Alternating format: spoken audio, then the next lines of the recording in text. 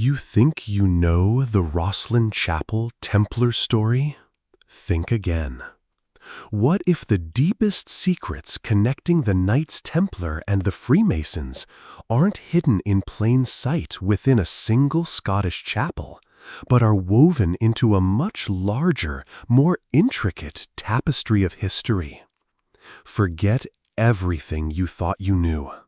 This isn't just about carvings and folklore. We are about to embark on a journey that deconstructs this powerful myth, follows the hidden footprints of fugitive knights across Europe, charts the rise of a new brotherhood, and ultimately uncovers the profound, often overlooked connections that reveal a shocking, deeper narrative, one far more compelling than any legend. Our investigation begins not in the harsh light of interrogation, but in the soft, ethereal glow of a modern myth. Let's picture it. Sunlight, filtered through the stained glass windows of Rosslyn Chapel, illuminates a forest of stone pillars covered in a riot of carvings. In the popular imagination, particularly since the explosive success of novels like The Da Vinci Code, this small, ornate chapel in Midlothian Scotland has become the undisputed ground zero for the Templar Masonic mystery. It is presented as a treasure box, a repository of secrets built by the descendants of Templar knights to safeguard a world-altering truth. This narrative is powerful, cinematic, and deeply satisfying. But our purpose here isn't to retell a familiar story. It is to gently probe its foundations. How did this one chapel become the epicenter of such a grand legend? The answer lies in a confluence of its undeniable uniqueness and our own human desire for narrative. The architecture itself seems to cry out for interpretation. Take the famous Apprentice Pillar, a masterpiece of spiraling stonework. Legend holds that the master mason, upon seeing his apprentice's superior work, killed him in a fit of jealous rage. It's a compelling human drama carved in stone. Then are the Green Men, pagan-like faces with vines sprouting from their mouths, numbering over 100. Mainstream art historians see them as common medieval motifs representing rebirth and fertility found in churches across Europe. Yet, in the context of a secret history, they are often interpreted as symbols of a pre-Christian, esoteric knowledge that the Templars are said to have protected.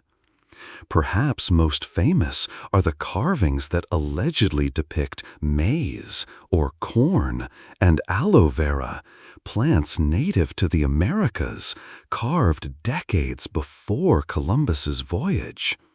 If true, this would be paradigm-shifting evidence of pre-Columbian contact, possibly funded by Templar wealth and knowledge. This hypothesis is tantalizing. However, the counterargument from botanists and architectural historians suggests these are stylized depictions of European plants, perhaps strawberries or lilies, their features weathered and abstracted by time and the stonemason's hand. The balance is critical. On one hand, a potential world-changing secret. On the other, a more mundane, though still beautiful, artistic convention. The mechanism at play here is not deception, but ambiguity.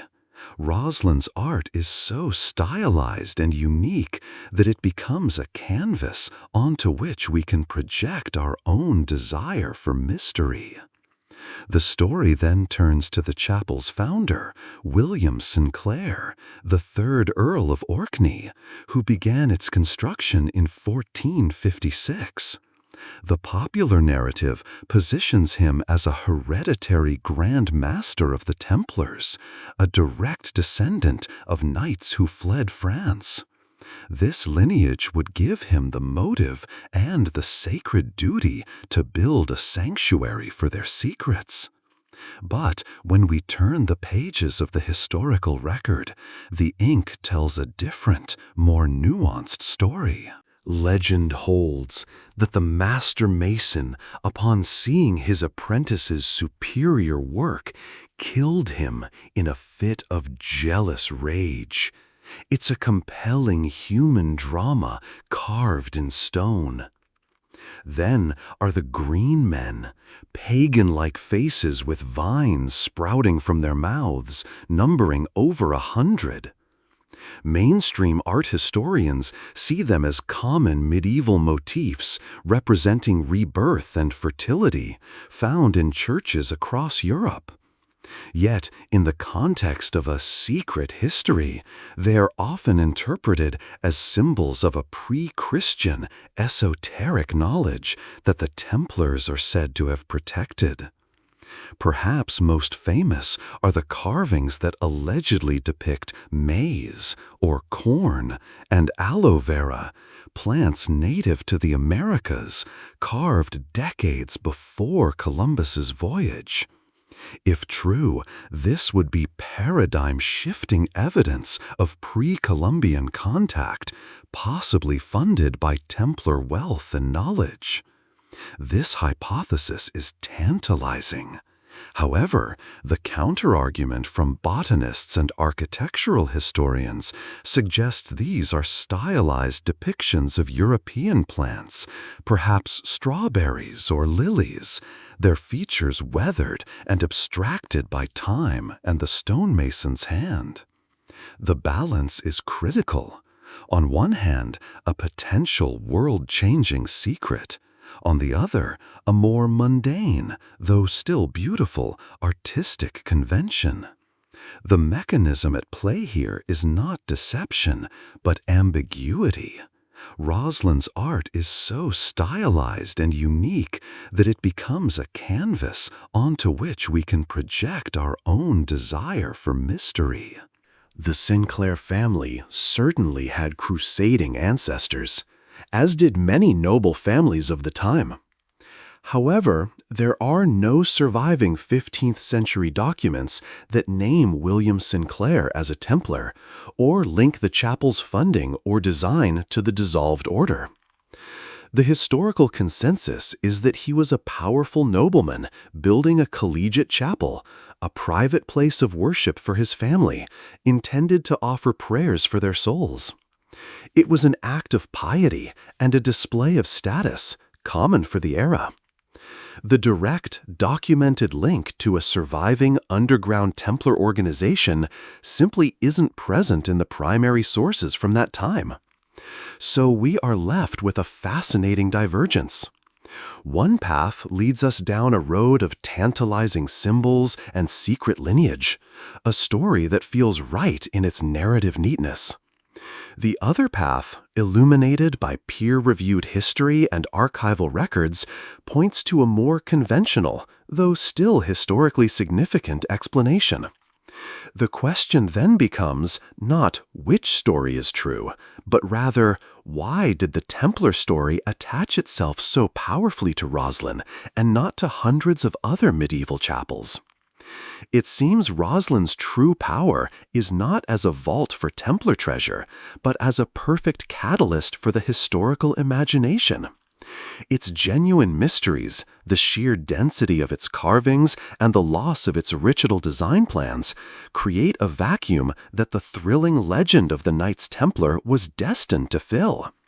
And in acknowledging this, we are not dismissing Rosslyn. We are freeing ourselves to look beyond its walls for the next clue in our investigation. Having acknowledged Rosslyn Chapel's power as a catalyst for the imagination, our journey now requires a shift in perspective. The Sinclair family certainly had crusading ancestors, as did many noble families of the time. However, there are no surviving 15th century documents that name William Sinclair as a Templar or link the chapel's funding or design to the dissolved order. The historical consensus is that he was a powerful nobleman building a collegiate chapel, a private place of worship for his family, intended to offer prayers for their souls. It was an act of piety and a display of status, common for the era. The direct, documented link to a surviving underground Templar organization simply isn't present in the primary sources from that time. So we are left with a fascinating divergence. One path leads us down a road of tantalizing symbols and secret lineage, a story that feels right in its narrative neatness.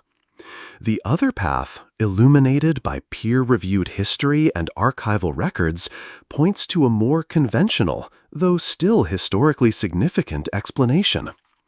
The question then becomes not which story is true, but rather why did the Templar story attach itself so powerfully to Rosslyn and not to hundreds of other medieval chapels?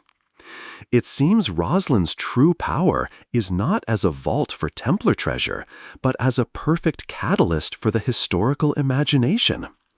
Its genuine mysteries, the sheer density of its carvings, and the loss of its original design plans create a vacuum that the thrilling legend of the Knights Templar was destined to fill. And in acknowledging this, we are not dismissing Rosslyn. We are freeing ourselves to look beyond its walls for the next clue in our investigation. We must, for a time, leave the evocative world of symbolic interpretation and enter the more austere discipline of forensic history. Here, the primary question is not, what could this mean, but rather, what can be proven? When we apply this lens to the claim that Rosslyn was a purpose-built Templar sanctuary, the foundations of the popular narrative begin to feel less like solid rock and more like shifting sand. A systematic examination of the available 15th century evidence, the kind of evidence that underpins all mainstream history, reveals a conspicuous silence. Consider the immense cost and logistical effort of building a cathedral in miniature. Such an enterprise leaves a footprint. There should be account books, ledgers detailing payments to masons, receipts for cartloads of stone and timber, and records of land grants. For nearly every other significant medieval church or chapel, some fragment of this paper trail survives. Yet for Rosslyn, no financial documents have ever been unearthed that connect its funding to any Templar source, alleged or otherwise. The money appears to have come from the Sinclair estate, a wealthy and powerful family, but not one with any documented, ongoing connection to a secret Templar treasury. Furthermore, medieval society was built on charters. A founding charter was the legal and spiritual DNA of any significant institution, outlining its purpose, its patronage, and its duties. The charters for Rosslyn exist, and they detail its function as a collegiate church, a place for a college of priests to say Mass for the souls of the Sinclair family. The documents speak of piety, of legacy, and of salvation, but they are utterly silent on the Knights Templar, their flight from France, or the preservation of any sacred Gnostic wisdom. We must, for a time, leave the evocative world of symbolic interpretation and enter the more austere discipline of forensic history. Here, the primary question is not, what could this mean, but rather, what can be proven? When we apply this lens to the claim that Rosslyn was a purpose-built Templar sanctuary, the foundations of the popular narrative begin to feel less like solid rock and more like shifting sand. A systematic examination of the available 15th century evidence, the kind of evidence that underpins all mainstream history, reveals a conspicuous silence. Consider the immense cost and logistical effort of building a cathedral in miniature. Such an enterprise leaves a footprint.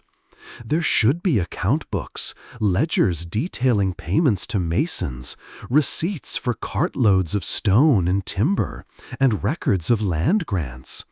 For nearly every other significant medieval church or chapel, some fragment of this paper trail survives.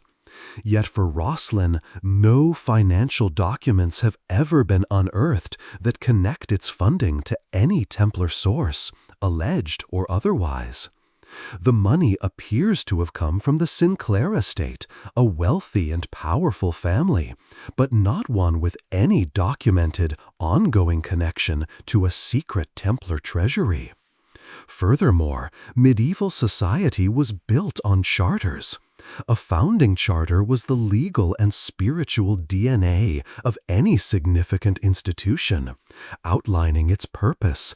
For a secret society supposedly entrusting its most profound secrets to a building, it is a strange and telling omission to leave their name off the foundational paperwork. Even the very symbols so often cited as proof become ambiguous under scrutiny.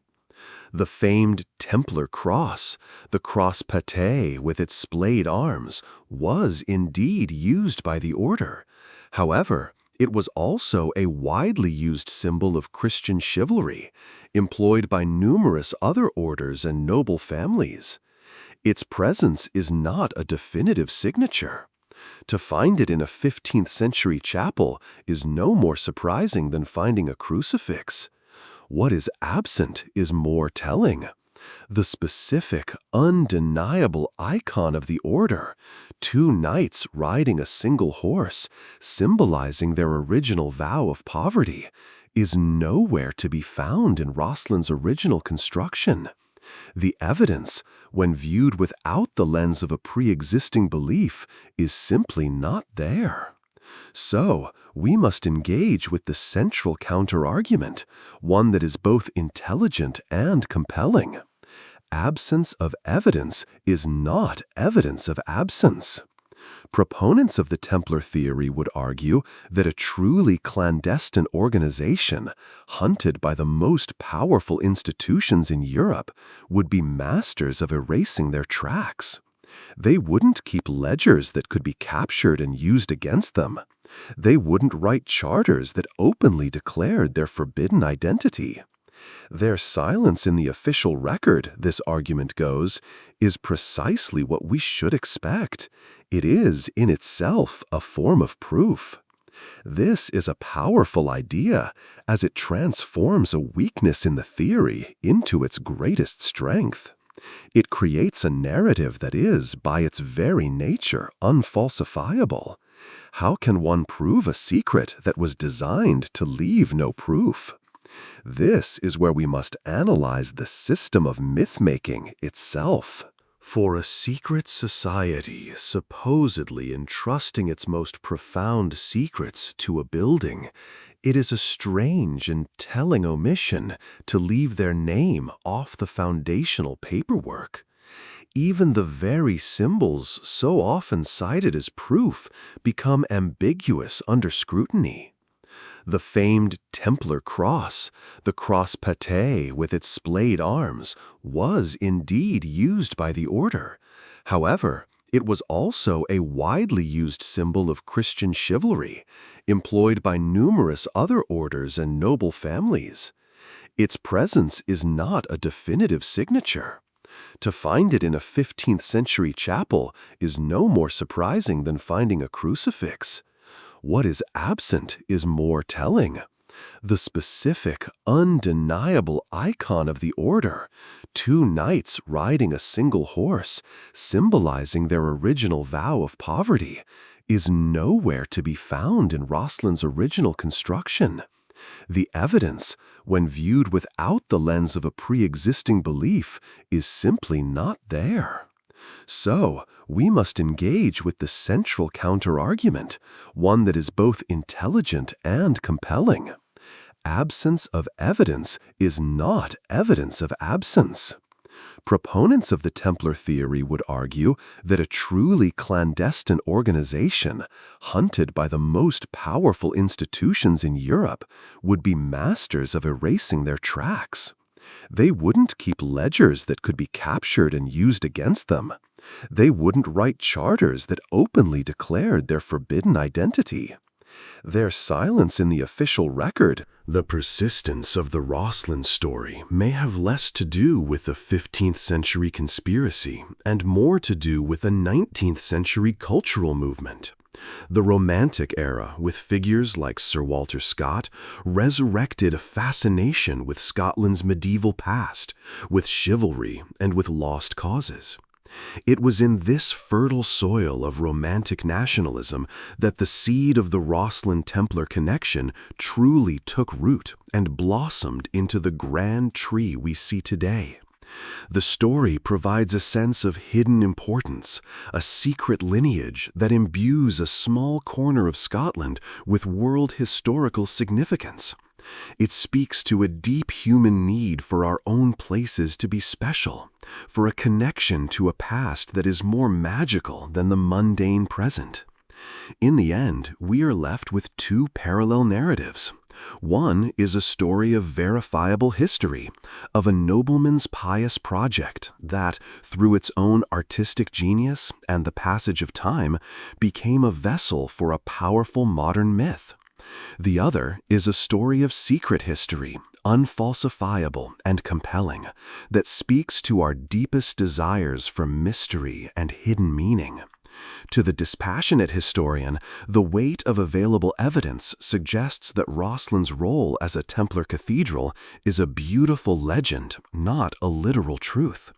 But this conclusion is not an endpoint. It is a liberation. By releasing our obsessive focus on this single beautiful chapel, we are no longer looking for a needle in one haystack.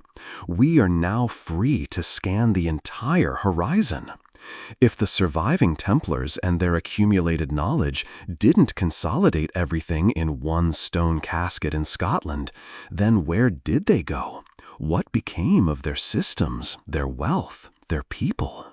The persistence of the Rosslyn story may have less to do with a 15th century conspiracy and more to do with a 19th century cultural movement.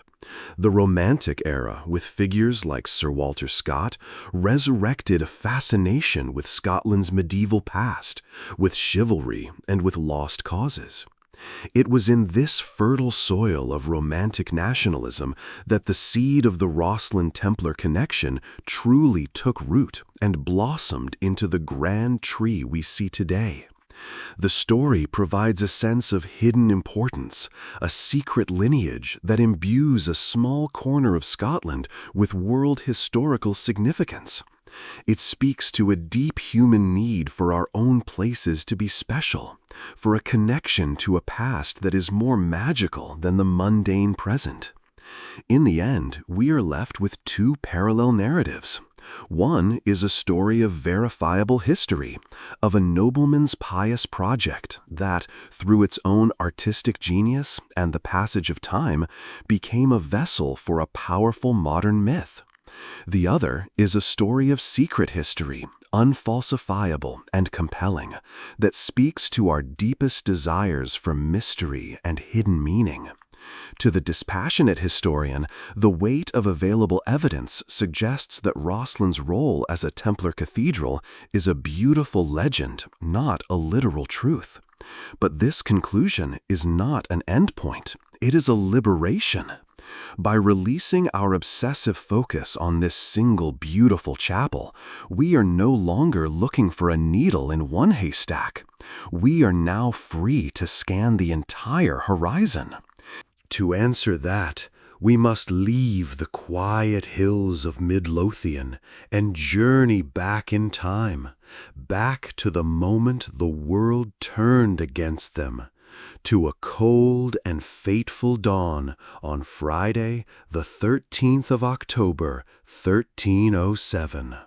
Let the date settle in the mind. Friday, the 13th of October, 1307. Before this day, the number 13 held no particular dread, and the Knights Templar, the poor fellow soldiers of Christ and of the Temple of Solomon, were arguably the most powerful and respected multinational corporation in the known world. They were heroes of the Crusades, devout warrior monks, and the trusted bankers to popes and kings. Imagine the chill of that autumn dawn. Across the Kingdom of France, life was proceeding as it always had. In hundreds of Templar preceptories, a network of farms, manors, and chapels, knights were stirring from their sleep, preparing for morning prayers, unaware that they were living out the final moments of their world. For on that morning, a meticulously coordinated plan, years in the making, was unleashed. Royal seneschals, bearing sealed orders from the king, struck simultaneously, and the symbol of Christian chivalry was brought to its knees. To understand this cataclysm, we must look beyond a simple narrative of good versus evil, and instead examine the immense, impersonal forces of a changing world. The primary architect of the Templars' doom was King Philip IV of France, known as Philip the Fair. He was not merely a greedy monarch, though greed was certainly a factor. He was a pioneer of the modern nation-state, a ruler driven by the consolidation of absolute royal power. In the Templars, he saw not a holy order, but a dangerous anomaly. They were a state within a state, possessing immense wealth, land, and military power, yet they swore allegiance only to the Pope. To answer that, we must leave the quiet hills of Midlothian and journey back in time, back to the moment the world turned against them, to a cold and fateful dawn on Friday, the 13th of October, 1307. Let the date settle in the mind. Friday, the 13th of October, 1307. Before this day, the number 13 held no particular dread, and the Knights Templar, the poor fellow soldiers of Christ and of the Temple of Solomon, were arguably the most powerful and respected multinational corporation in the known world. They were heroes of the Crusades, devout warrior monks, and the trusted bankers to popes and kings.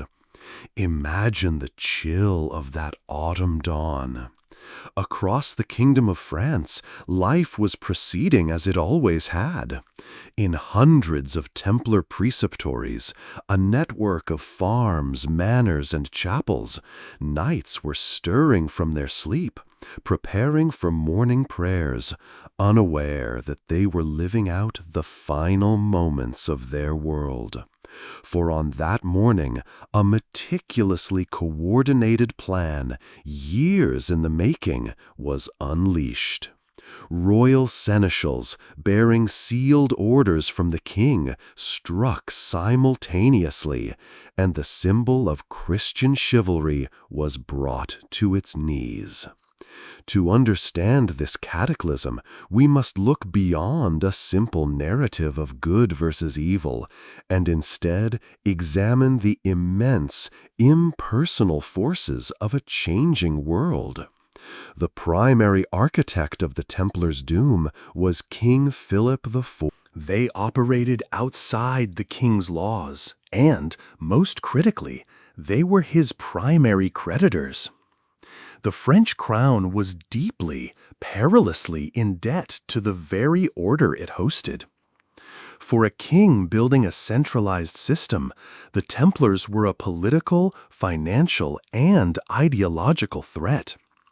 Eliminating them was a brutally efficient act of statecraft. It would erase his debt, allow him to seize their assets, and remove a major obstacle to his sovereignty. The other key figure in this tragedy was Pope Clement V. It is tempting to cast him as a willing villain, but his position was one of profound political weakness. Clement was a Frenchman, and the papacy itself had been moved from Rome to Avignon, placing it squarely within Philip's sphere of influence. When the king first presented his secret list of accusations against the Templars, the Pope was understandably hesitant. The charges were monstrous, almost unbelievable, and the Templars were, after all, the Church's own special forces. But Philip held all the cards. He applied relentless pressure, threatening to put a previous pope on trial for heresy, a move that would have shattered the Church's authority. Caught between a dangerously powerful king and the survival of his institution, Clement equivocated, delayed, and ultimately capitulated. His story is less one of malice and more a case study in how political pressure can bend even the most sacred institutions. The system of rising monarchical power was overpowering the old system of papal supremacy. The charges themselves were a masterclass in propaganda, engineered to evoke maximum public horror and strip the Templars of their sanctified image overnight. They were accused of heresy, of denying Christ and spitting on the crucifix during their secret initiation rites. They were accused of worshiping a demonic idol, a mysterious head referred to as Baphomet. They operated outside the king's laws, and, most critically, they were his primary creditors. The French crown was deeply, perilously in debt to the very order it hosted. For a king building a centralized system, the Templars were a political, financial, and ideological threat. Eliminating them was a brutally efficient act of statecraft. It would erase his debt, allow him to seize their assets, and remove a major obstacle to his sovereignty. The other key figure in this tragedy was Pope Clement V. It is tempting to cast him as a willing villain, but his position was one of profound political weakness. Clement was a Frenchman, and the papacy itself had been moved from Rome to Avignon, placing it squarely within Philip's sphere of influence. When the king first presented his secret list of accusations against the Templars, the Pope was understandably hesitant. The charges were monstrous, almost unbelievable, and the Templars were, after all, the Church's own special forces. But Philip held all the cards. He applied relentless pressure, threatening to put a previous pope on trial for heresy, a move that would have shattered the Church's authority.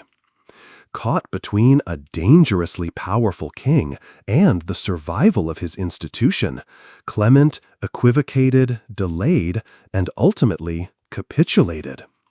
His story is less one of malice and more a case study in how political pressure can bend even the most sacred institutions. The system of rising monarchical power was overpowering the old system of papal supremacy. The charges themselves were a masterclass in propaganda. They were charged with institutionalized sodomy and financial corruption. Whether any of these accusations held a kernel of truth, perhaps distorted versions of secret rituals misunderstood by outsiders, is a debate that continues to this day. What is certain is that they were effective. Under the systematic and brutal torture of the Inquisition, a standard legal procedure at the time, many knights confessed. The scenes are difficult to contemplate. Men who had faced Saracen armies with unflinching bravery were broken on the rack, their feet roasted over fires until they admitted to any crime their tormentors demanded. Later, when brought before papal commissions and removed from the immediate threat of torture, many of these same knights, including the Grand Master Jacques de Molay, courageously recanted their forced confessions, proclaiming the order's innocence. For this, they were condemned as relapsed heretics. The final act played out on a small island in the River Seine in Paris. In March 1314, Jacques de Molay was burned at the stake. Legend holds that with his dying breaths, he cursed both King Philip and Pope Clement, summoning them to God's judgment within a year. In a remarkable coincidence that cemented the legend, both men were indeed dead before the year was out. The destruction of the Templars in France was swift and total. But France was not the world. The order was a vast web stretching from England. Where did the thousands of knights, sergeants, and retainers living outside of France go when the news of the arrests reached them? And what became of their treasure? Was it merely gold and silver, confiscated by a desperate king? Or was it something else entirely? A collection of holy relics? A library of forbidden knowledge? Or simply the well-organized system of their own international brotherhood, forced to go underground? The fire that consumed Jacques de Molay did not provide an ending. It scattered the embers. Our task now is to follow their faint glow into the lands that defied the king's command. While the Knights Templar in France were being systematically dismantled by a calculating king, the response in other kingdoms was markedly different. Nowhere was this defiance more pronounced or more consequential than in the seafaring nation of Portugal. To understand why, we must appreciate the fundamental difference in the Templars' role there. In France, they had evolved into bankers and landlords, a wealthy institution in a largely settled kingdom. But in the Iberian Peninsula, the Reconquista, the centuries-long struggle to reclaim the land from Moorish rule, was still a living reality. Here, the Templars were not relics of a past crusade. They were the battle-hardened veterans on the front lines, the guardians of the southern frontier. They were an indispensable pillar of national security. The Portuguese monarch, King Demis, was a pragmatic and forward-thinking ruler, often called the Farmer King for his work developing the nation's agriculture and resources. When the papal bull from Pope Clement V arrived, and so, in a masterstroke of diplomacy and defiance, he chose a third path. He did not directly refuse the Pope, but he did not persecute the knights either. Instead, he opened negotiations. What followed was not a story of myth or legend, but a well-documented historical process. King Dinas argued that the assets of the Templars in Portugal had been earned in service to the Portuguese crown, fighting its wars and developing its lands. Therefore, he reasoned, those assets should remain in Portugal for the defense of the realm. After years of careful political maneuvering, a solution was reached. The Knights Templar in Portugal would be officially dissolved, satisfying the letter of the papal law. But in its place, a new order would be created, the Military Order of Christ, Ordem de Nosso Senhor Jesus Cristo, established in 1319. This was not merely a new organization, it was a direct and seamless succession. The knights, castles, lands, and, most importantly, the knowledge and mission of the Templars were transferred virtually overnight to the new Order of Christ. The Phoenix had been reborn from the ashes, now flying under a Portuguese banner. The headquarters for this new order was the spectacular Convent of Christ in Tomar, a former Templar stronghold. And it is from here that the story takes a truly fascinating turn, expanding from a European drama to a global epic. In the 15th century, the Grand Master of the Order of Christ was a name synonymous with exploration, Prince Henry the Navigator. He was the chief architect of Portugal's Age of Discovery, the man who sponsored the voyages that would push the boundaries of the known world. This connection transforms our inquiry. Let us picture the iconic Portuguese caravels, the ships that charted the coast of Africa and eventually crossed the oceans.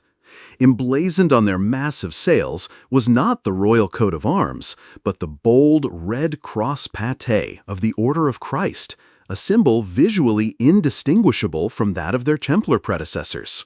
We must ask the question, was this merely symbolic branding, or does it represent a direct continuation of a Templar mission?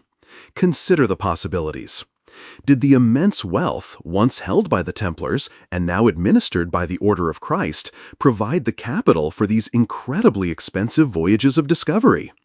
Did the Templars' vast international network, which traded information and goods across Europe and the Near East, give them access to maps and navigational knowledge unknown to their rivals? Some theories suggest that the Templars, through their contact with merchants and scholars in the Holy Land, knew the world was far larger and differently shaped than conventional European wisdom held. Could the voyages sponsored by Henry the Navigator, Grand Master of the Templar successor order, have been a mission to reclaim this lost knowledge? It was an age when explorers searched for a sea route to the riches of India, but they were also driven by the enduring Crusader dream of finding the mythical Christian kingdom of Prester John, a lost ally in the East. In Portugal, we find our first solid, verifiable model for Templar survival. It was not a process of hiding in shadows, but one of strategic transformation in plain sight. The ember that landed here was not extinguished or buried. It was carefully tended and reignited into a new flame, one whose light would soon illuminate maps of the entire globe. A warm, engaging, and conversational voice, like that of a friendly podcast host. Clear, inspiring, and with a natural intonation.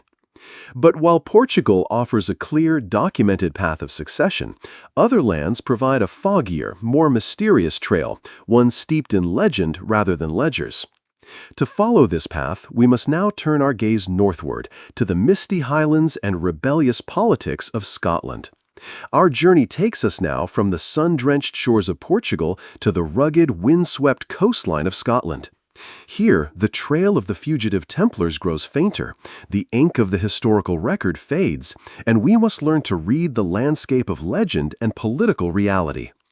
Unlike in Portugal, there was no formal royal decree that transformed the Templars into a new order. The Scottish connection is a more subtle and fiercely debated story, one that hinges on the extraordinary political and spiritual circumstances of its king. To grasp the situation, we must understand the position of Robert the Bruce in the early 14th century. He was not just a king fighting for his nation's independence from England. In the eyes of the Church, he was a pariah. In 1306, in his bid for the crown, he had murdered his chief rival, John Comyn, on the sacred ground of a church altar in Dumfries. For this ultimate act of sacrilege, he was swiftly excommunicated by Pope Clement V, the very same pope who was maneuvering against the Templars. This act of excommunication is the crucial key. It effectively severed Robert the Bruce and his kingdom from the authority of the Vatican. Papal bulls, the decrees that carried the force of law throughout Christendom, were little more than paper in a land ruled by an excommunicant king. This created a unique political ecosystem. Scotland became a rogue state, an island of defiance, and therefore a logical sanctuary for any other group condemned by Rome. A warm, engaging, and conversational voice, like that of a friendly podcast host, clear, inspiring, and with a natural intonation. For a Templar knight fleeing the purges in France or England, Scotland was not just a refuge, it was perhaps the only place in Europe where the Pope's writ could not reach him. This context sets the stage for one of the most enduring legends of the Templar mythos, their role in the Battle of Bannockburn in 1314. Picture the scene. Robert the Bruce's small, hardened army faces the vast, heavily armored host of England's King Edward II. For 2 days, the fate of Scotland hangs in the balance in a brutal, bloody struggle. According to the legend, at a critical moment on the second day, as the English lines began to waver, a new, unknown force appeared on the crest of a nearby hill. They were well equipped and advanced with discipline, but they flew no recognizable banner of the Scottish nobility. The sight of these mysterious reinforcements is said to have shattered the morale of the already beleaguered English army, turning their wavering into a full-blown rout and securing a legendary victory for Scotland. These unknown warriors, the story concludes, were the Fugitive Knights Templar, repaying their debt to the king who had given them shelter. It is a magnificent, heroic tale, and we must give it its due as a powerful piece of national storytelling. However, our commitment is to balance, and here the historical counter-argument is significant. There is no contemporary chronicle of the battle, not from the Scottish side nor the English, that mentions the presence of a contingent of Knights Templar. The academically accepted explanation for this mysterious, fresh force is far more mundane, though no less dramatic. Historians suggest it was the Scots' own servitum, or small folk, the thousands of camp followers, servants, cooks, and drivers who accompanied the army. These unknown warriors, the story concludes, were the Fugitive Knights Templar, repaying their debt to the king who had given them shelter. It is a magnificent, heroic tale, and we must give it its due as a powerful piece of national storytelling. However, our commitment is to balance, and here the historical counter-argument is significant. There is no contemporary chronicle of the battle, not from the Scottish side nor the English, that mentions the presence of a contingent of Knights Templar. The academically accepted explanation for this mysterious, fresh force is far more mundane, though no less dramatic. Historians suggest it was the Scots' own servitum, or small folk, the thousands of camp followers, servants, cooks, and drivers who accompanied the army. Seeing the tide of battle turning, and eager for plunder or to aid in the victory, this untrained mob is believed to have grabbed makeshift weapons and charged down the hill. To the exhausted English army, this sudden, noisy descent appeared as a fresh, organized relief force, and it was the final straw that broke their will to fight. So, how do we reconcile the compelling legend with the silent historical record? Perhaps we are asking the wrong question. It may not be a matter of whether a disciplined unit of Templars charged the field at Bannockburn, but rather what the legend represents. It is highly plausible that individual Templar knights, fugitives with elite military training and nowhere else to go, would have found service with various Scottish lords and fought within their ranks during the Wars of Independence. The legend of Bannockburn may not be a literal account, but a composite, romanticized memory of this Templar presence, a story that crystallizes their contribution into a single, decisive moment. Whether fact or folklore, the idea of this alliance between an excommunicated king and a condemned holy order forged a powerful foundational myth for Scotland. It created a narrative of shared destiny, of outcasts standing together against the twin behemoths of England and the papacy. This connection, this sense of a secret history and a hidden strength, planted a crucial seed deep in the soil of the Scottish national identity. This seed, linking the fate of the Templar legacy to the spirit of Scotland, would lie dormant for centuries. It would not re-emerge on a battlefield, but in the quiet, candlelit lodges and esoteric philosophies of an entirely new kind of brotherhood, one that was beginning to take shape from the guilds of the very men who built the cathedrals, the Freemasons. We have traced 2 distinct trails of the Templar legacy: a documented transformation in Portugal, and a legendary refuge in Scotland. The Scottish connection, as we noted, planted a seed that would lie dormant for centuries, destined to re-emerge within a new and enigmatic brotherhood, the Freemasons. To understand how these two separate rivers of history could possibly converge, we must now leave the world of crusading knights entirely. We must step back in time, but onto a different path, to understand the origins of this other fraternity, not as a successor to anyone, but as a unique tradition born from the dust of quarries and the clinking of chisel on stone. Imagine yourself in medieval Europe. All around you, the great Gothic cathedrals are rising toward the heavens. Chartres, Notre Dame, Cologne. These are not mere buildings. They are multi-generational undertakings, the work of thousands of hands and the greatest minds of the age. At the heart of this colossal effort was a unique group of artisans, the operative stonemasons. These men were the architects, engineers, and artists of their day.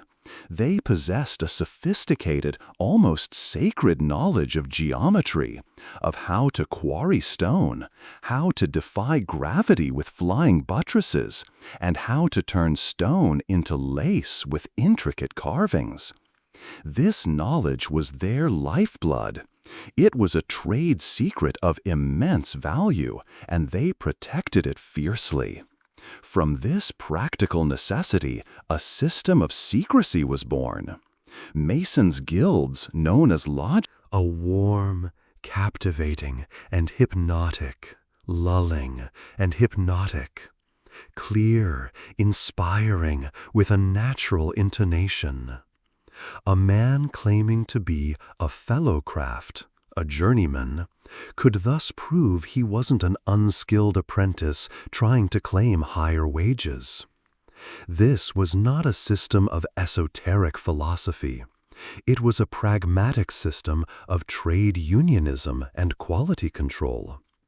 The degrees of entered apprentice, fellowcraft, and master mason were not allegorical steps on a spiritual path, but recognized stages of professional competence. However, by the late 16th and 17th centuries, the world was changing. The Protestant Reformation, devastating wars, and shifting artistic tastes meant the age of grand cathedral building was drawing to a close. As large-scale projects became scarce, the operative lodges began to dwindle. To preserve their traditions and bolster their membership, many lodges began to accept men who were not and never would be actual stonemasons. These were local gentlemen, landowners, merchants, and antiquarians, men of the Enlightenment, fascinated by geometry, architecture, symbolism, and moral philosophy. These new members were known as speculative masons, for they were interested in the allegorical theory of building, not the physical practice. This influx of speculative members triggered a profound transformation, a slow, deliberate shift from stone to spirit. The warm, captivating, and conversational voice, lulling and hypnotic, clear, inspiring, with a natural intonation. The rough stone, the ashlar, became a metaphor for an imperfect human, and the goal of the mason was to work on himself, using the tools of virtue to become a perfect ashlar, fit for a place in a spiritual temple. This evolution from a practical guild to a philosophical fraternity culminated in a pivotal moment.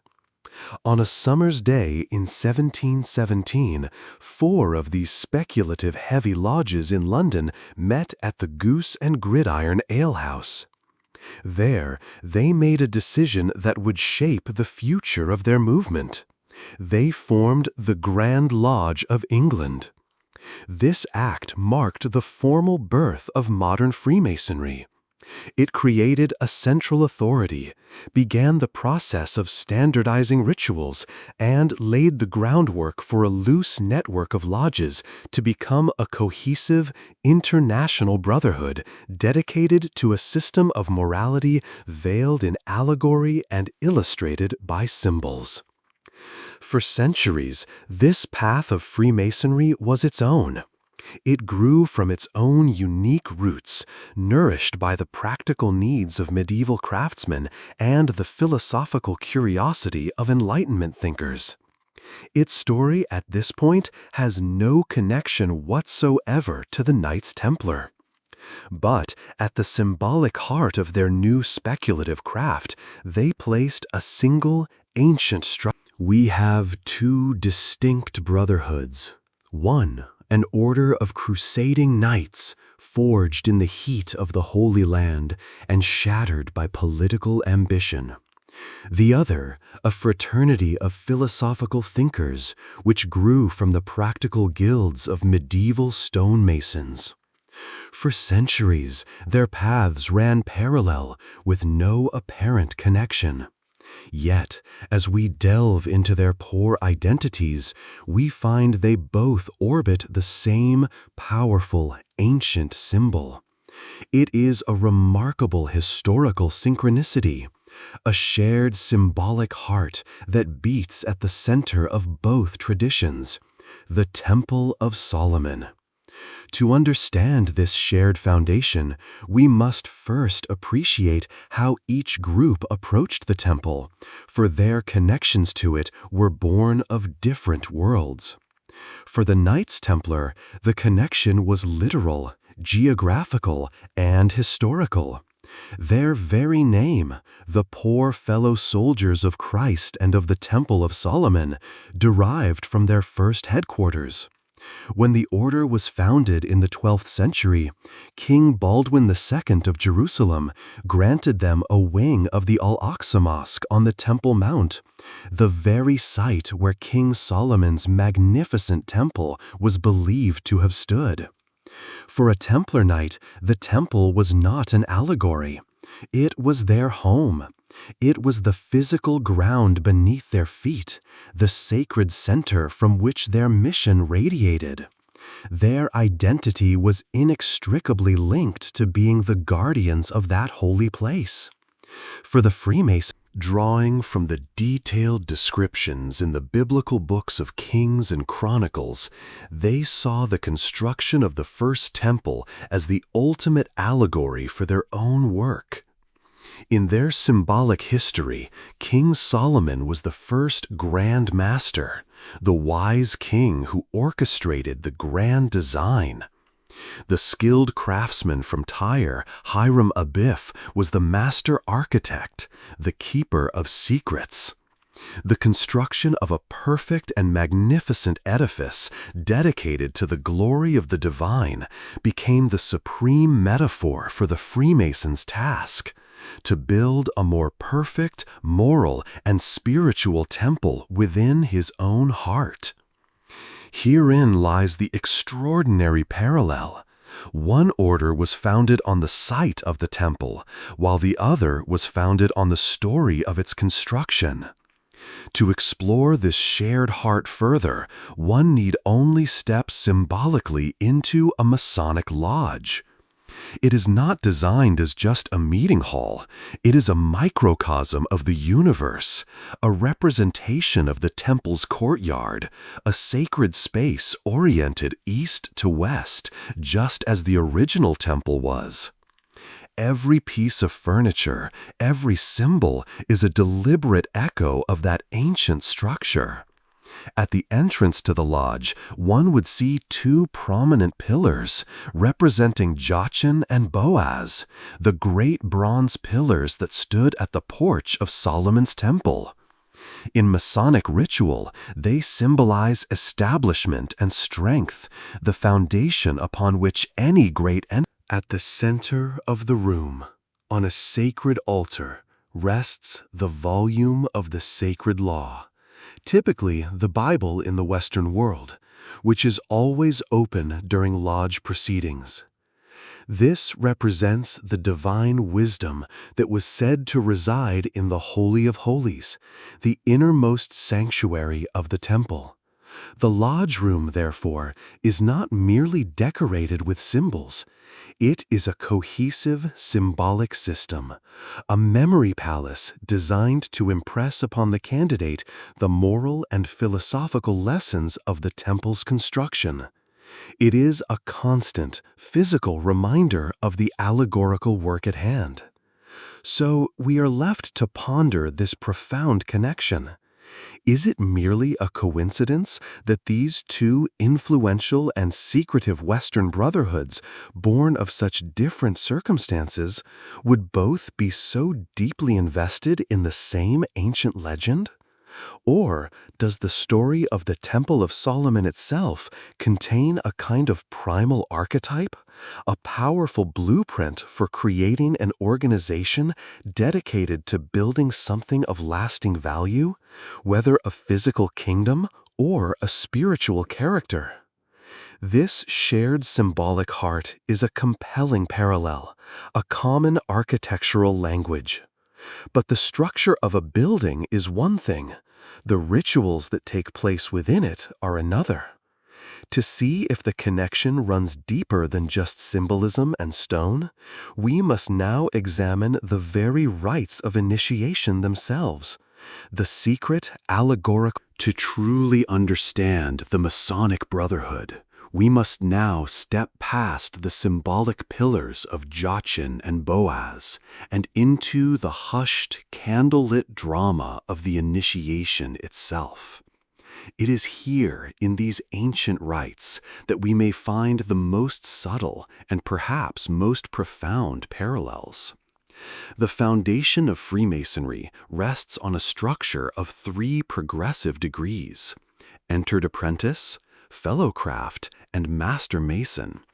This tiered system of advancement is not in itself unique. It carries strong echoes of the ancient mystery schools that flourished in Greece, Egypt, and the Roman Empire. The Eleusinian mysteries, for example, guided initiates through lesser and greater stages of revelation concerning the myth of Demeter and Persephone. The cult of Mithras subjected its followers to a series of 7 graded trials.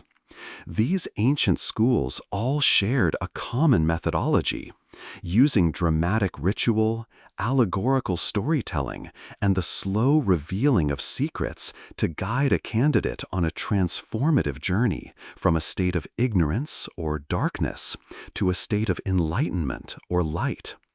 Freemasonry, it could be argued, is a modern inheritor of this ancient educational system. Let us follow the journey of a candidate. He enters the lodge for the first time not as a confident man of the world, but in a state of symbolic vulnerability. He is hoodwinked or blindfolded, signifying the darkness of the profane world and his own ignorance of. The entire experience is designed to impress upon him his dependence on others for guidance when deprived of sight. The climax of this first degree is a moment of profound drama where, at the command of the lodge's master, the hoodwink is removed and the candidate symbolically receives Masonic light. While the first 2 degrees are rich in moral instruction, the 3rd degree, that of a Master Mason, is the heart of Masonic allegory. It is a deeply symbolic play in which the candidate becomes the central actor. The drama revolves around the legend of Hiram Abiff, the master architect of King Solomon's temple. According to the legend, Hiram was accosted by 3 ruffians, unskilled craftsmen, who demanded he reveal the secret word of a master mason. He refused to betray his trust, and in 3 successive attempts, as he tried to leave the temple by the south, west, and east gates, he was struck by each ruffian with a stonemason's tool. At the final blow, he was killed. The candidate in the third degree symbolically plays the role of Hiram.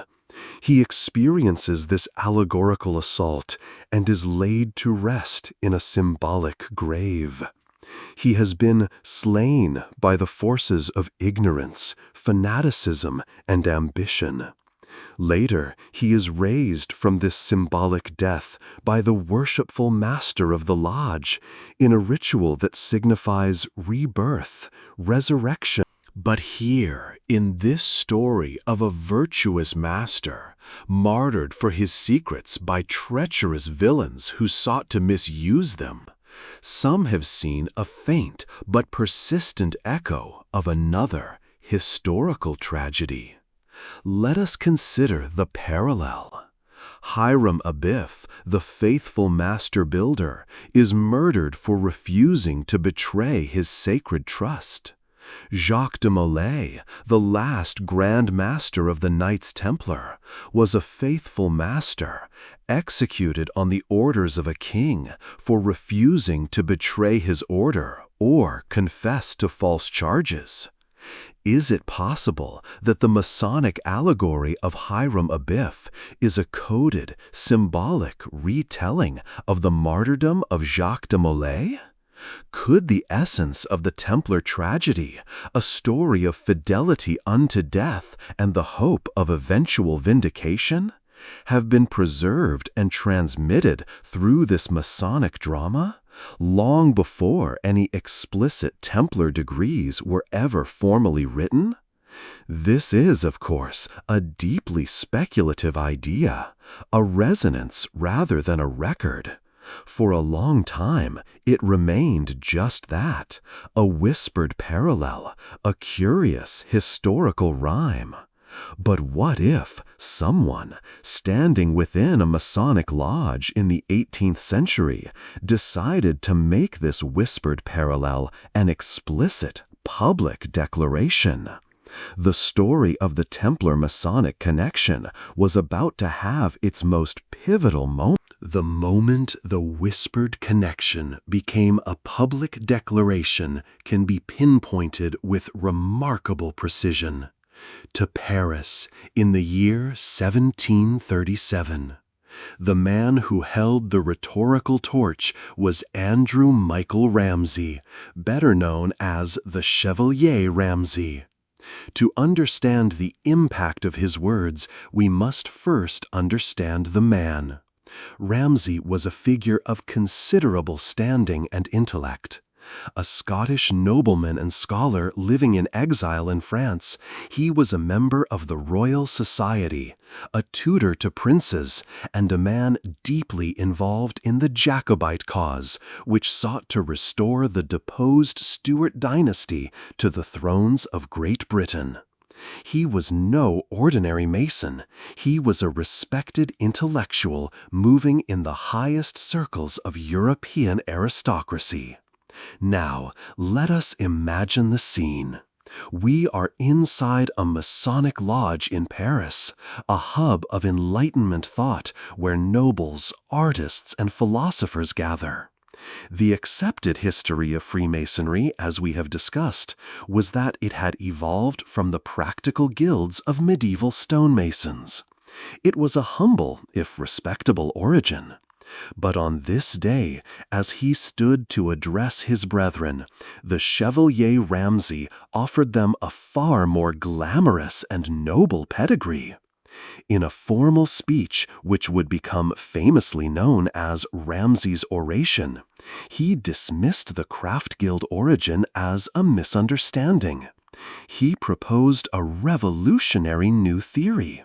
The true ancestors of Freemasonry, he declared, were not a warm, engaging, and conversational voice, like that of a friendly podcast host, clear, inspiring, and with a natural intonation.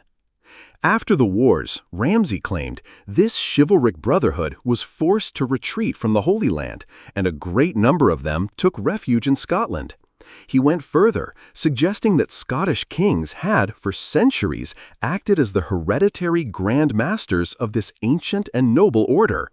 While the surviving texts of his oration do not use the explicit words Knights Templar, the implication was electrifying and unmistakable to his 18th century audience.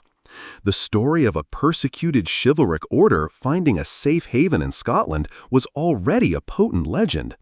Ramsay, with his academic and aristocratic authority, was now presenting this legend as the true origin of Freemasonry itself. He was single-handedly attempting to rewrite the identity of the entire fraternity, transforming it from a society of philosophical builders into the secret remnant of a noble military order. The impact of this speech cannot be overstated. It was a seismic event within the Masonic world, particularly in France. For the aristocrats who were flocking to the lodges, this new origin story was infinitely more appealing than one involving working-class tradesmen. It gave their fraternity a lineage of high-born heroes and secret guardians. But Ramsay's oration did more than just boost egos. It fundamentally altered the trajectory of Masonic development. It created an enormous demand for rituals that reflected this newfound chivalric identity. This speech is now widely credited by historians as the single greatest catalyst for the creation of the Masonic high degrees. These were new, more elaborate grades of initiation that were built upon the foundation of the first 3 degrees. Many of these new systems, often called Écossais or Scottish rites in his honor, were explicitly chivalric and Templar-themed.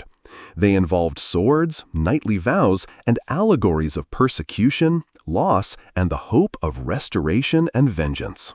A warm, engaging, and conversational voice, like that of a friendly podcast host, clear, inspiring, and with a natural intonation. Ramsay didn't just tell a new story, he unleashed a creative torrent that would redefine Freemasonry for generations. Historians today debate Ramsay's motives. Was he a genuine believer in this chivalric origin, or was he a brilliant political strategist attempting to weave a grand myth that would link Freemasonry to the Jacobite cause of the Scottish Stuarts? Regardless of his intent, the result was undeniable. The door to a direct Templar-Masonic connection, once only slightly ajar, had been thrown wide open. The whispered parallel had become a proud declaration. Ramsay had provided the spark and the philosophical justification for a new kind of Freemasonry. Now we must step into the vast forest of rituals that grew from that spark and examine how, exactly, the Templar legacy was woven, thread by thread, into the very fabric of Masonic ceremony. The Chevalier Ramsay's oration did not just suggest a new history, it provided the philosophical license for a creative explosion within Freemasonry. His idea of a chivalric origin acted like a seed crystal dropped into a supersaturated solution, causing a vast and complex structure of new rituals to crystallize almost overnight. To see how the Templar legacy was most explicitly enshrined, we must now examine the 2 most prominent systems of these high degrees, particularly as they developed in the English-speaking world, the York Rite and the Scottish Rite. It's important to note that these are optional, appendant bodies. A Master Mason chooses to join them for further instruction, but they are not higher in authority than the foundational Blue Lodge. They are instead parallel paths of education. Let us first turn to the York Rite, for here the connection is impossible to miss. The capstone of the York Rite journey is a body known simply as the Commandery of Knights Templar. The name itself leaves no room for ambiguity. This is not a subtle allegory. It is a direct and open embrace of the Templar identity. Members of the Commandery, known as Sir Knights, participate in rituals that are explicitly Christian and chivalric. The regalia is striking, often consisting of a military-style uniform, a sword, and a chapeau adorned with a passion cross, designed to evoke the image of a holy military order. The degrees conferred within the Commandery, such as the illustrious Order of the Red Cross and culminating in the Order of the Temple, require a pledge from the candidate to defend the Christian faith. In this, the modern Masonic Knight Templar directly emulates the stated mission of his historical namesake. While it doesn't claim a direct, unbroken lineage from the medieval order, it seeks to be its spiritual successor, dedicated to the same ideals of Christian chivalry and service. If the York Rite commandery emulates the Templars' mission, the Scottish Rite appropriates their tragic history as a profound allegory for a different kind of struggle. The Scottish Rite is a system of 29 degrees, conferred after the Blue Lodge from the 4th to the 32nd. While many of these degrees draw on various world philosophies, the one that most directly concerns our investigation is the 30th degree, known as the Knight Kadosh. The name itself is significant. Kadosh is a Hebrew word meaning holy or consecrated. The ritual of the Knight Kadosh is one of the most solemn and powerful in all of Freemasonry. Its central theme is the eternal war against tyranny, ignorance, and religious intolerance. The drama explicitly invokes the memory of the persecuted Knights Templar and their martyred Grand Master, Jacques de Molay. The colors of the degree are black and white, symbolizing the duality of good and evil, and a key theme is that of symbolic vengeance, not a literal call to arms, but a philosophical vow to fight against the forces that crushed the Templars. These forces are personified by the historical figures of King Philip IV and Pope Clement V. The degree uses the Templar story as a universal allegory for the fight for freedom of thought and conscience. It is less concerned with defending a specific faith, as in the York Rite, and more focused on championing the Enlightenment ideal of liberty against all who would seek to suppress it. Thus, we see two different yet equally powerful methods of integration. The York Rite reanimates the Templars' role as Christian warrior knights. The Scottish Rite transforms their story of martyrdom into a timeless allegory for the struggle for human liberty. In both cases, the result is the same. By the late 18th century, the Templar legacy was no longer a speculative theory about Masonic origins.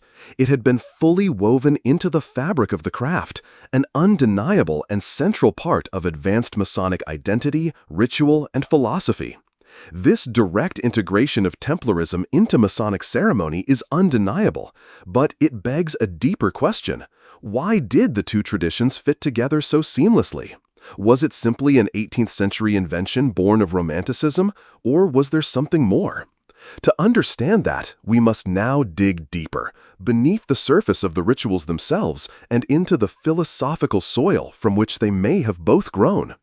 We must explore the deeper currents of thought, the shared intellectual DNA that may have flowed through both brotherhoods in the esoteric worlds of Gnosticism, Hermeticism, and alchemy. The remarkable ease with which the Templar legend was assimilated into Masonic ritual suggests a deeper compatibility, a kind of shared intellectual DNA.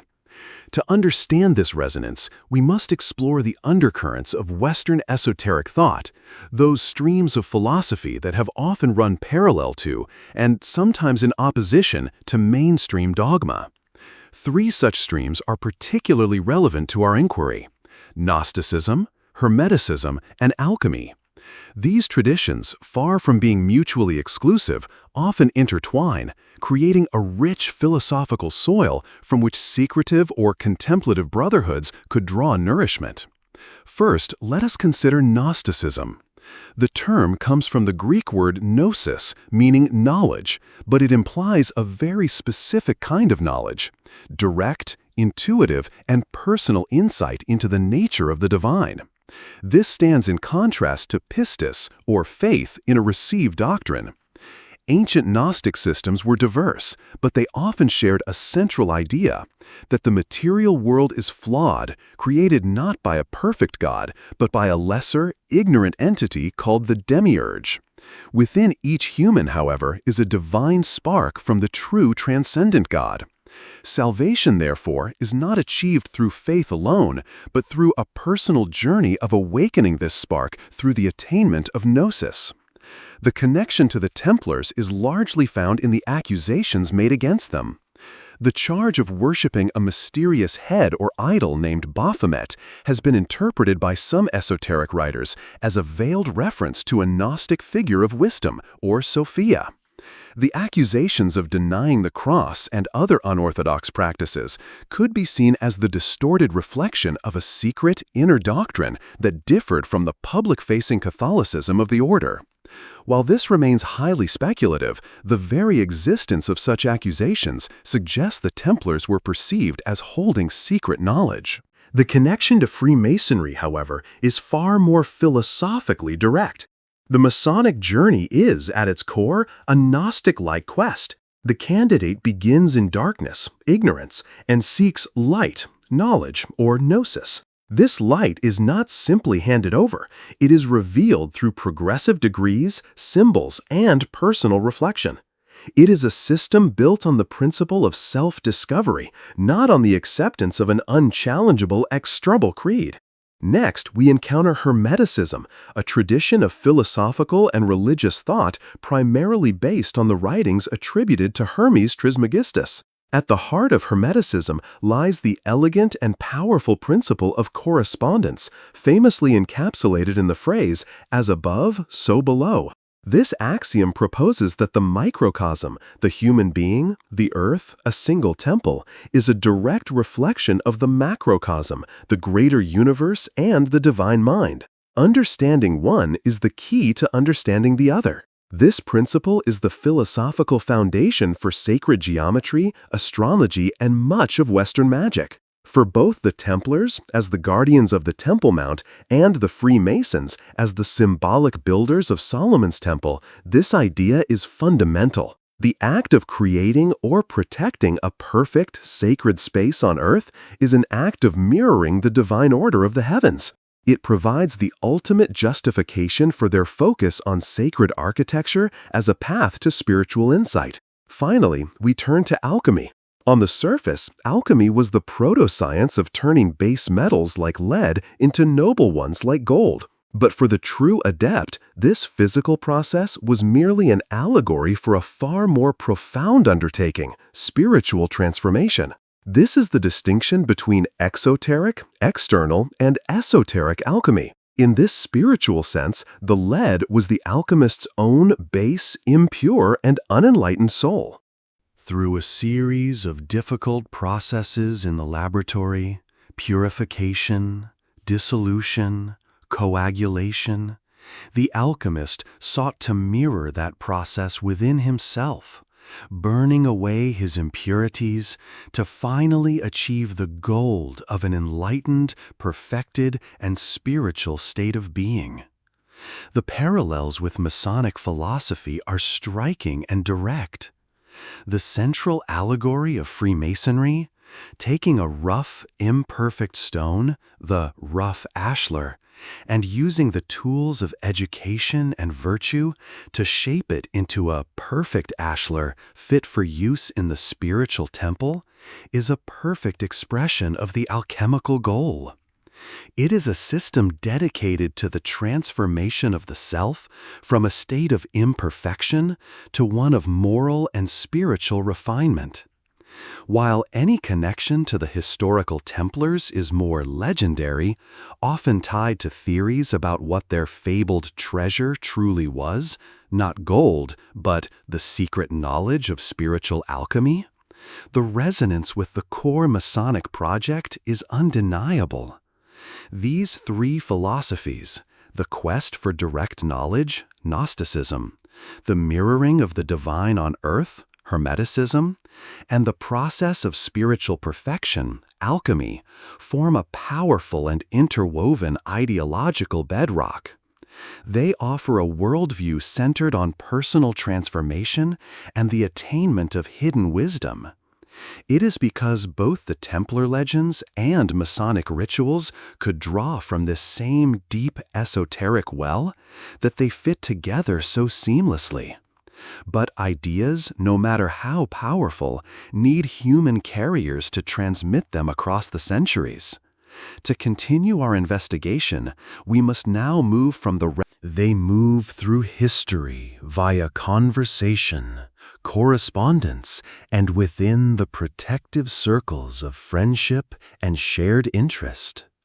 To find the next link in our chain, we must therefore search for the bridge builders, Those key individuals and invisible networks through which the esoteric knowledge of the past could have flowed into the developing structure of Freemasonry.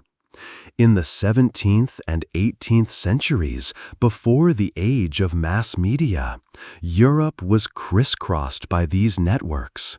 They were comprised of private clubs, scholarly societies, and political factions, all operating beneath the surface of official society. One of the most fascinating potential bridge builders was a man who stood at the crossroads of science and esotericism, Elias Ashmole. A 17th-century English intellectual, Ashmole was a perfect embodiment of his era's transitional nature. He was a celebrated antiquarian, a politician, an astrologer, an alchemist, and a founding member of the prestigious Royal Society, the Temple of the New Scientific Rationalism.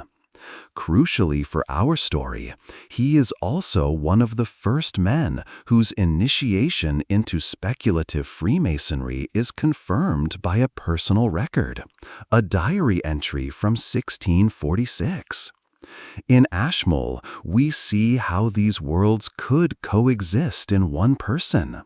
He was deeply. While there is no proof that Ashmole himself forged a direct Templar Masonic link, he serves as a perfect model for how the philosophical interests of one generation's esotericists could become the ritualistic allegory of the next generation's Freemasons.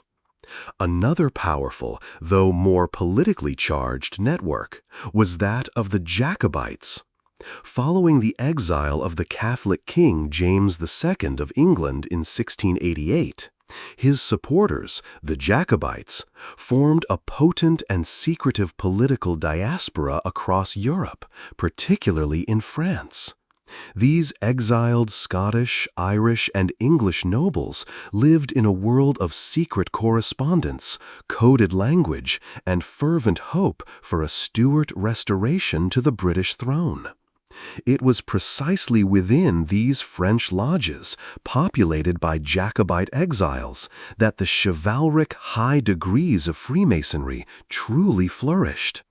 A compelling theory suggests that these exiles saw in the Templar legend a powerful allegory for their own plight. The story of a noble, legitimate order unjustly destroyed by a usurping king and a compliant pope mirrored their view of the Stuarts' fate. The hope for a Templar restoration became a coded symbol for their own dream of a Stuart restoration.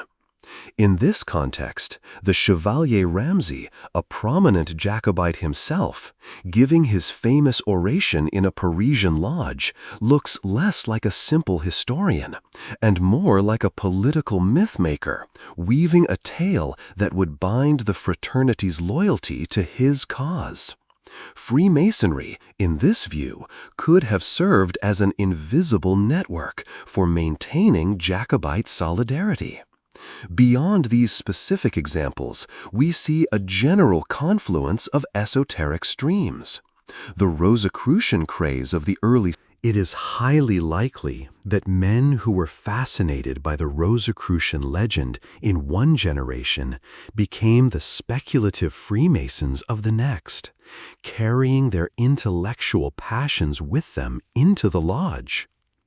Therefore, while the historical record does not support a direct, unbroken chain of command from a medieval Templar Grand Master to an 18th-century Masonic Grand Master, it strongly suggests a different kind of lineage, a lineage of ideas. This lineage was not passed down through a formal institution, but flowed through the intellectual and political undercurrents of the time.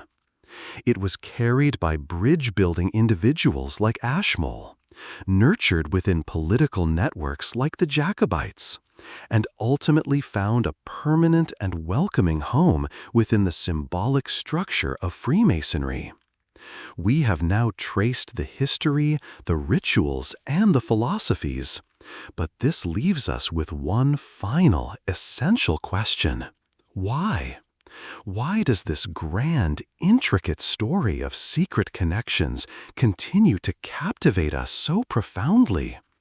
To answer that, we must turn from the historical to the psychological and explore the enduring allure of the secret society. We have traced a long and winding path through history and legend, following the threads that seem to connect the Knights Templar to the Freemasons. We have examined the evidence, the rituals, and the philosophies.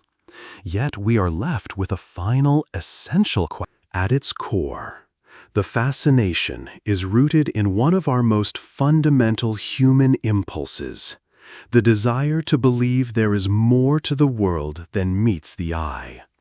From childhood, we are drawn to stories of hidden doors, secret maps, and forgotten worlds. A secret society is the adult equivalent of that magical wardrobe leading to Narnia. It represents the tantalizing possibility that a deeper, more meaningful reality operates just beneath the mundane surface of our daily lives. It whispers that the world is not as random or chaotic as it appears. Instead, there is a hidden order, a secret script being played out by actors in the shadows. To believe in a secret society is to believe in meaning itself. This allure is amplified by the promise of special knowledge. This taps directly into the Gnostic impulse we discussed earlier. The appeal is not merely about knowing a secret, like a password or a hidden location. It is about the promise of gnosis, a transformative knowledge that can elevate the self, providing a profound understanding of the universe and one's true place within it. It offers a path from being a passive spectator in a confusing world to becoming an initiated participant in a grand cosmic drama. This is the promise of empowerment, of moving from the darkness of ignorance into the clarifying light of understanding. Finally, this feeling of belonging to a select few, entrusted with a sacred duty or a profound secret, can be a potent antidote to feelings of powerlessness or insignificance. When we apply this psychological framework to our specific story, we can see why the Templar Masonic connection is not just a secret society narrative, but perhaps the ultimate Western archetype. It contains all the perfect mythic ingredients. We have noble founders in the form of pious, heroic knights. We have a great betrayal, as they are unjustly persecuted by a corrupt king and a weak pope. We have a lost treasure, which can be imagined as anything from the Holy Grail to forbidden Gnostic Gospels. We have the thrilling story of secret survival against all odds. And finally, we have a worthy successor in a global fraternity of philosophical men, the Freemasons, who become the modern guardians of this ancient hidden wisdom. This narrative does something profound. It gives history a secret plot.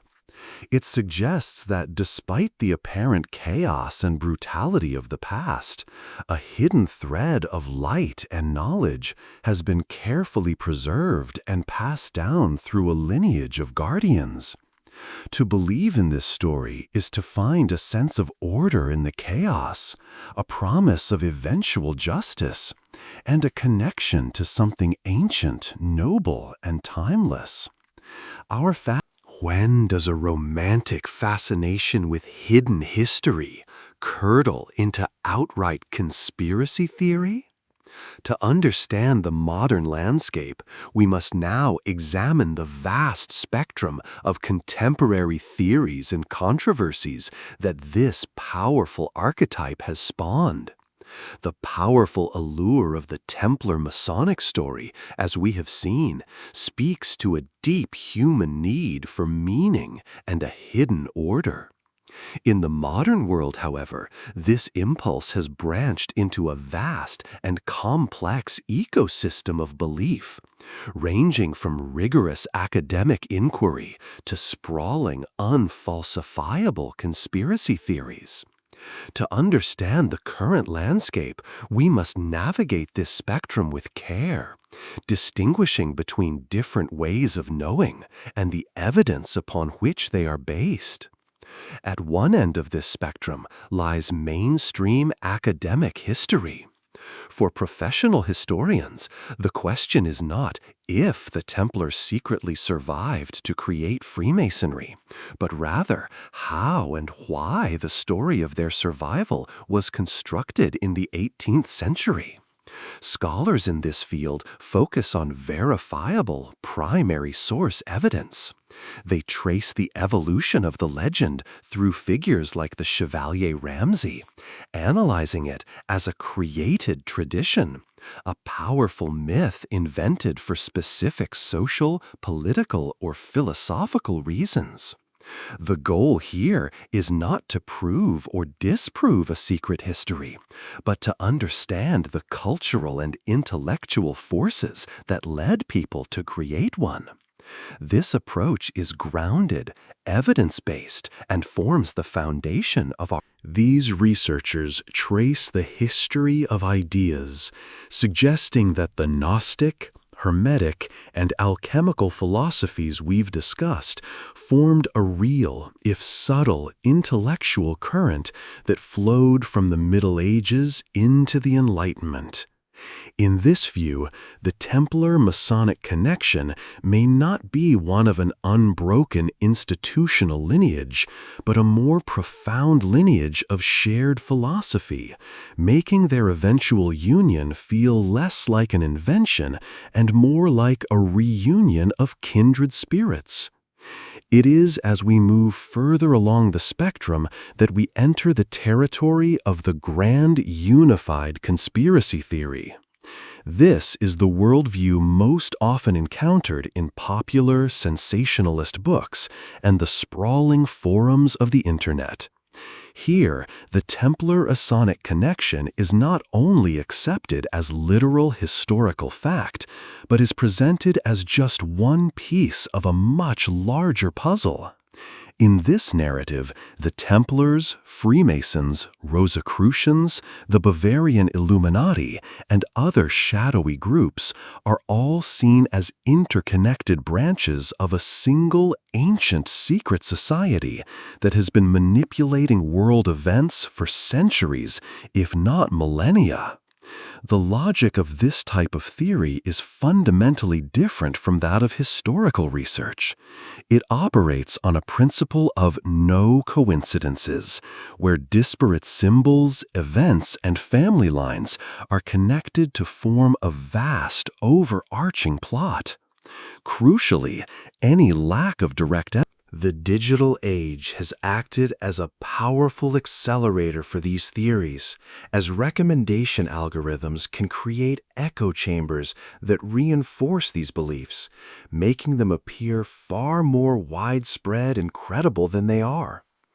Navigating this modern landscape requires returning to the core principle of our journey: balance. It requires the intellectual discipline to distinguish between a romantic historical inquiry that asks, "What if?" a serious esoteric exploration that traces the lineage of ideas, and a dogmatic conspiracy theory that insists it is so, often in the face of contradictory evidence. Each speaks to the same human need for a deeper story, but they follow vastly different rules of logic and proof. Having now navigated the complex history, the symbolic rituals, the deep philosophies, and the often confusing modern debates, we arrive at our final destination. We must now synthesize everything we have learned on this journey and ask the ultimate question: What is the true, lasting legacy of this powerful story? What can we, as modern searchers for meaning, take away from this epic of history and imagination? We have reached the end of our long investigation. We began by questioning a familiar myth carved into the stones of Rosslyn Chapel. And in letting go of that simple story, we opened ourselves up to a far grander and more complex tapestry. We followed the documented trail of fugitive knights to the shores of Portugal, where their order was reborn as a global. And we witnessed the pivotal moment in the 18th century when these two powerful streams were deliberately merged, creating the profound and enduring narrative that has been the subject of our inquiry. After all this, what is the true, lasting legacy of the Templar Masonic connection?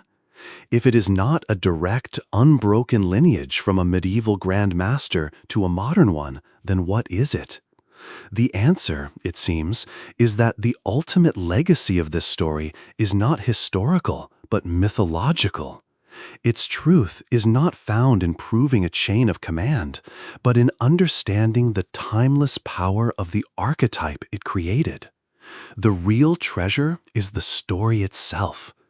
It is a grand Western epic about integrity in the face of corruption, about the preservation of wisdom against the onslaught of ignorance, and about the defiant belief that something noble and true can survive even the most brutal attempts to extinguish it. It is a story that assures us that even when the temple is destroyed, the builders can endure. This narrative has become a vast, intricate mirror, and our endless fascination with it reflects our own deepest human yearnings. It reflects our search for meaning. In a world that often feels chaotic and contingent, the Templar Masonic story offers the comfort of a hidden plot, a sense that behind the curtain of history, a purpose is unfolding. It tells us that we are not adrift in a meaningless cosmos, but are part of a great and ancient narrative. It answers a profound need to feel that we are not the first to ask these great questions, but that we stand on the shoulders of giants. And finally, it reflects our hope for justice. The execution of Jacques de Molay and the destruction of the Templars represent a profound historical injustice. The narrative of their secret survival and the continuation of their ideals through a new brotherhood is a powerful myth of vindication. It suggests that while truth may be martyred in one era, it can be resurrected in another, and that what is truly valuable can never be completely destroyed. Perhaps, in the end, the fabled treasure of the Knights Templar was never the Holy Grail, the Ark of the Covenant, or a vault filled with gold. Perhaps their real, enduring treasure was their own story, the dramatic saga of their rise, their fall, and the endless questions their fate inspires within us. The legacy they left behind was not a secret